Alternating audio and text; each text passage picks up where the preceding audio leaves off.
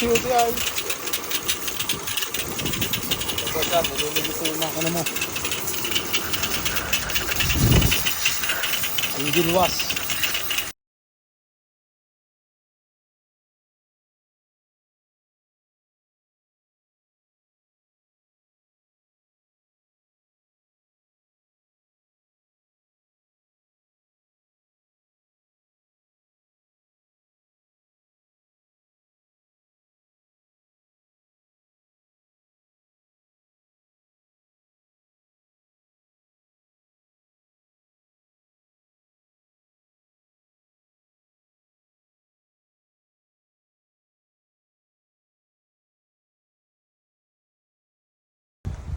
At ito na nga, at may humabol pang isang Forester.